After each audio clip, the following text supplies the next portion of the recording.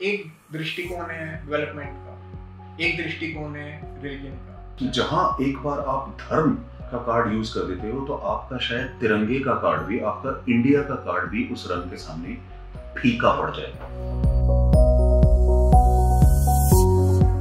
So my line of thinking, Sudeep, is Major Sudeep, is that we don't give enough credit to the Indian voter. I don't want to stand in judgment, good, bad or ugly, but ये एक बदलाव मैंने पिछले 7-8 साल में देखना चालू किया है कि जो वोटर है, she or he is voting for a different set of parameters now. Religion and caste is critical, but I think something is becoming even more critical. And perhaps for the first time the voter is looking at मेरे लिए कुछ मिला या नहीं। उस list में आपने 3 चीजें गिनाई, बीमा, घर, हाईवे, इलेक्ट्रिसिटी, 4 चीजें, और हमने 4 के बारे में बात नहीं की। 4 के बारे में? बैंक अकाउंट, सिंचाई योजना आपने बैंक अकाउंट, शौचालय, कुकिंग गैस, और finally farm crop insurance, MSP going directly into the accounts of the farmer. Between you and me, we've just counted 8, और हमारा लिस्ट एग्जॉस्टिव है नहीं। ये शायद 3-4 हमने ऐसी मिस भी कर दी, और ये 11-12 चीजें आपको और मेरे को नहीं मिली, मगर ग्राउंड पे गांव में पहुंची हैं, इसमें कोई दो राय नहीं है। जब रेसिपिएंट को दिखता है कि कुछ आया है, then they realize that suddenly their incomes have gone up by a direct or an indirect way, but the incomes suddenly go up.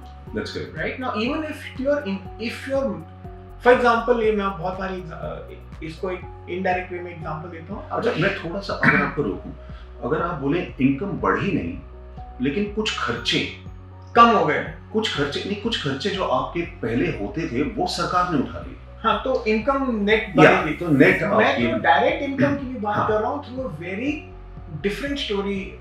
Major शौचालय बनाने में मेरा व्यू है कि आपकी डायरेक्ट इनकम बढ़ गई, बिकॉज मृत्यु का लेवल कम होगा, बच्चों की जो डायरिया या कॉलेरा या मलेरिया से जो मृत्यु होती थी वो कम होगी, हॉस्पिटल के बिल कम होंगे, जो women didn't have access to a शौचालय, to a toilet, they would break their bones going to the forest. Absolutely, because Modi का अगर आप वो नारा याद रख रहे हैं तो it used to say स्वच्छ भारत स्वस्थ भारत, स्वच्छ भारत स्वस्थ भारत। तो उन्होंने डायरेक्ट कनेक्शन वो ढूंढ लिया कि आपकी मेजर प्रॉब्लम्स का स्टार्ट पॉइंट जो था सही है वो स्वच्छ की वजह से। बट आप हमारे लिए वो मायने नहीं रखता है, वो हमारी कल्पना से बाहर है कि how can this have a direct benefit to our life.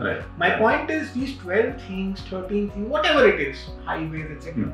When you combine that list, it is a very powerful, potent weapon for a state like Uttar Pradesh, which if it doesn't contribute to India's GDP, we will not grow. Correct. So my guess is, or at least my own assessment on this is that yes, religion is important. It has been at the forefront, but something is starting to shift. I'll be very happy if it starts to shift. It has to. It has to shift. And now we are talking about the defense infrastructure creation in Uttar Pradesh. Now, which is a AK-203.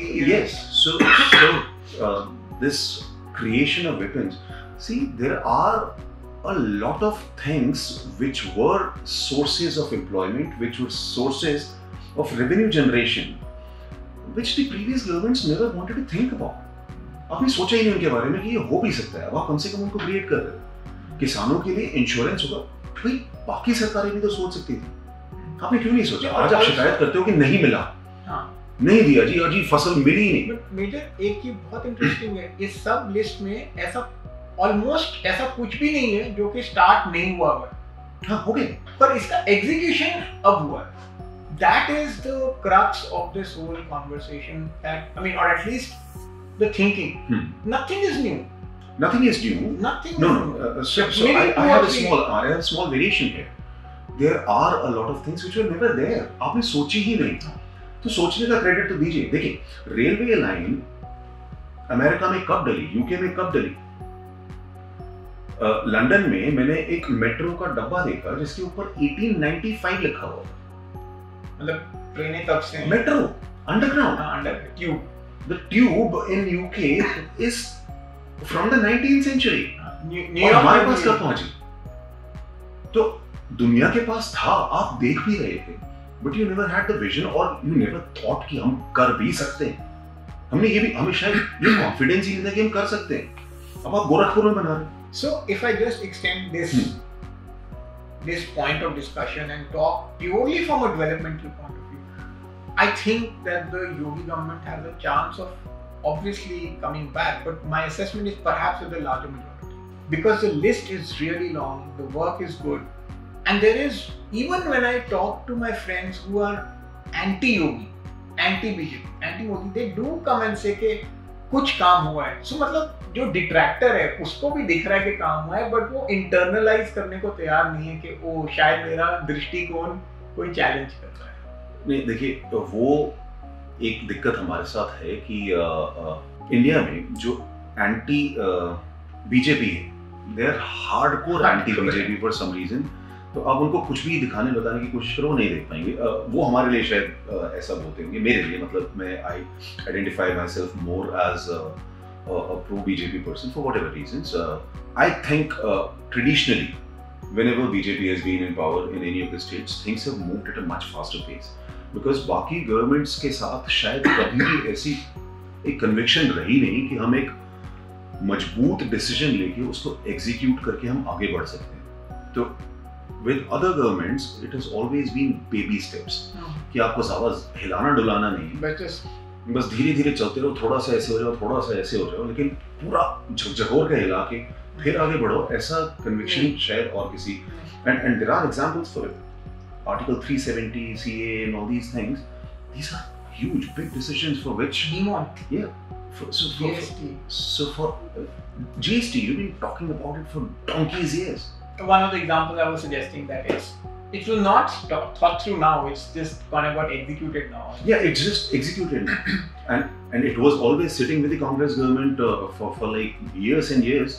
They just did not have the conviction कि हम इसको कर भी पाएंगे। अब आप ये शिकायत कर सकते हो कि hastily कर दिया, लेकिन आप ये शिकायत नहीं कर सकते कि कर दिया।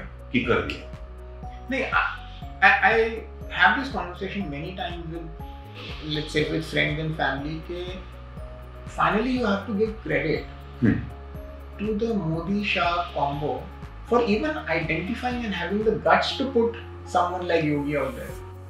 उससे पहले तो मैंने कभी योगी का नाम भी नहीं सुना। तो आप मतलब आप 5 साल पीछे जा रहे हैं। हाँ, मैं 5 साल पीछे जा रहा हूँ। ये डिसीजन जब केशव प्रसाद मौर्य और मनोज जी के ऊपर योगी का नाम आया था, क्योंकि चांसेस यही थे और किसी को योगी, हाँ, और किसी को अंदाजा नहीं था क्योंकि एक तो थे ही उस समय मेंबर ऑफ पार्लियामेंट थे, he was not an MLA and he had not contested the elections, but and to have pulled him out and तो ठीक है। तो दो चीजें उसमें हैं और मैं वापस अपने रिलीजन वाले मोड में चला जाऊंगा।